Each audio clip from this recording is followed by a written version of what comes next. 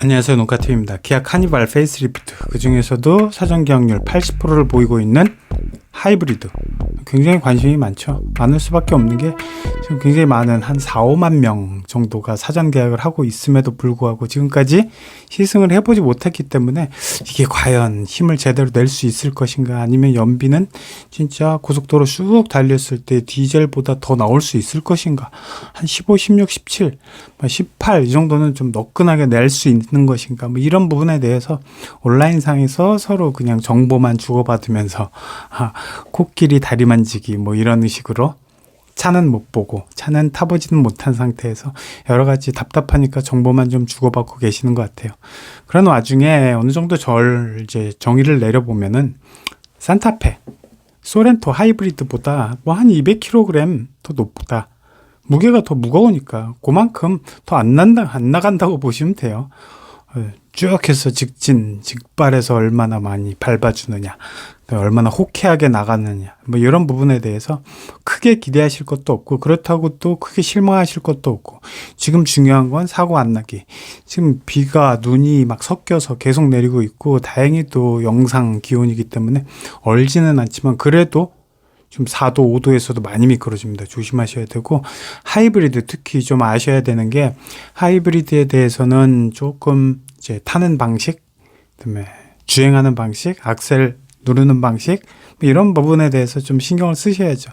그다음 밑바닥에는 이런 것이 지금 달려 있다 해서 이제 실사가 보여지면은 이런 방식이고, 그러니까 밑바닥에 무언가가 이제 탁 걸친다거나 아니면은 돌뿌리가 많은 자갈밭을 막 달린다거나 이럴 때 어느 정도는 달리고, 가끔씩 차도 올려서 한번 봐야겠죠.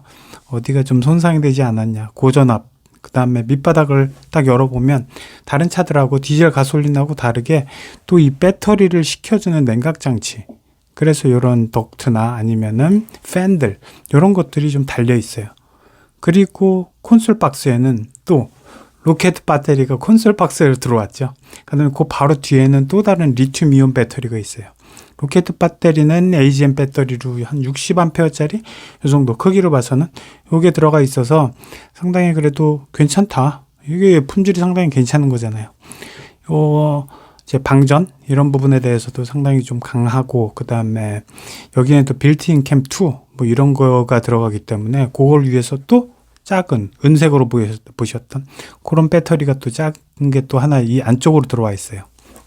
이런 부분 또 잘 아시면 되겠고, 나머지 뭐 연비에 대해서는 뭐 어느 정도는 이제 기대, 그동안 14.3 연비 나와서 혹시 친환경 차량 인증받을 수 있지 않을까, 뭐 이런 생각을 뭐 많이 기대를 많이 하셨던 분들 계셨는데, 뭐 그거는 약간 포기하시고, 그래도 뭐 디젤이나 뭐 이런 것들보다는 또 좀 이제 소음 진동 이런 부분에 대해서 꽤 괜찮은 것으로 알려져 있고, 그럴 수밖에 없고, 그렇다고 해서 다른 차들하고 조금 비교해 보면 이런 부분은 다른 것 같아요. 다른 차들은 시속 50km까지, 출발부터 50km까지 어느 정도 배터리 전기 모터로 달려주는데, 훅 밟으면 물론 엔진이 깨어나지만, 근데 그런 거에 있어서 조금 이제 들쑥날쑥한 것 같아요. 어느 정도는 좀 출발부터는 좀 조용할 수는 있지만 곧바로 엔진이 깨어날 수도 있고, 왜냐? 그런 것들이 다 이제 무게가 무겁기 때문이죠. 하이브리드 연비에 대해서는 13, 14, 15 요 정도 사이에서 난다고 생각하시면 될 것 같고, 나머지 부분 어떤 고속도로에서 3시간, 4시간 계속 달린다 이럴 때는 디젤이 사실 나을 수도 있어요. 디젤을 따라갈 수 있는 연비는 없죠. 장거리 고속에서.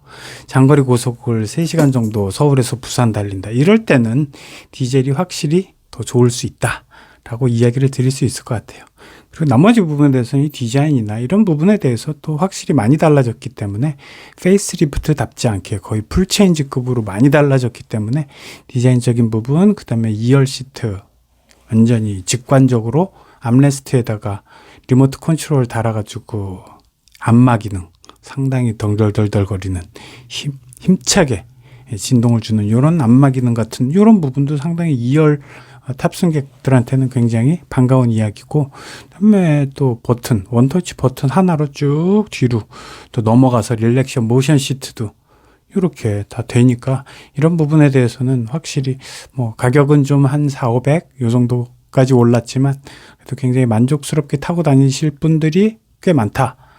그다음에 바닥도 어떤 뭐 새롭게 싹 다 애프터마켓에서 또 고치고 또 어떤 새로운 장판 깔고 뭐 이렇게 해서 좀 더 고급스럽게 하는 데 있어서 상당히 원래 나왔던 차의 성향이 괜찮기 때문에 굉장히 전반적으로 좋아졌다. 품질, 그다음에 진짜 미니밴으로서의 어떤 이런 자격을 얻었다라고 말씀을 드릴 수 있을 것 같아요.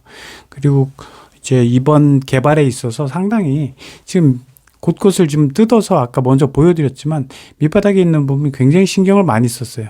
그래서 앞부분에서도 배터리를 완전히 빼서 뒤쪽에 일렬 콘솔로 배터리가 콘솔로 들어왔다. 하하. 이거 가솔린하고 디젤에서는 그냥 빌트인 캠 2를 위해서 블랙박스를 위해서 그것 때문에 리튬이온 배터리가 새로 일렬 콘솔로 속으로 쏙 들어왔다는 것도 상당히 기특해 보였는데 진짜 그냥 일반 축전지 배터리까지 그 안쪽으로 들어온 걸 보니까 정말 고민 많이 했구나. 지금 원래 여기에 배터리 보이시잖아요. 이렇게 좀 원래 큰 용량의 좀 자리를 딱 차지하고 있었던 저런 용량의 배터리가 있었다면은 저것보다 좀 크기가 작지만 조금 더 단가가 비싼 AGM 배터리 같은 거를 넣었으니까 그거에 대해서 이제 상당히 칭찬해 줄 부분이 아닌가. 신차 사는 방법. 여기저기 견적받고 힘들게 발품 팔고 고객님, 제가 진짜 잘해드리는 겁니다. 아직도? 원하는 차량 선택하면 전국 딜러들의 견적을 비교할 수 있어요. 신차, 게으르게 사세요. 카랩. 본인 내부에도 과거에는 그냥 부직포로 착착 붙여버렸었잖아요. 인슐레이션 뭐 이런 식으로. 근데 지금은 약간 고무 말랑말랑한 실리콘 재질 이런 걸로 바꿔서 좀 전반적으로 단가가 좀 높은 걸 썼구나.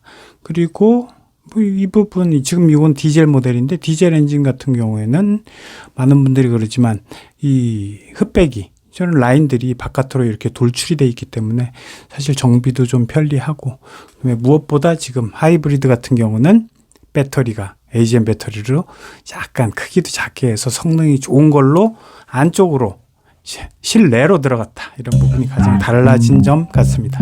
자, 오늘도 봐주셔서 감사합니다.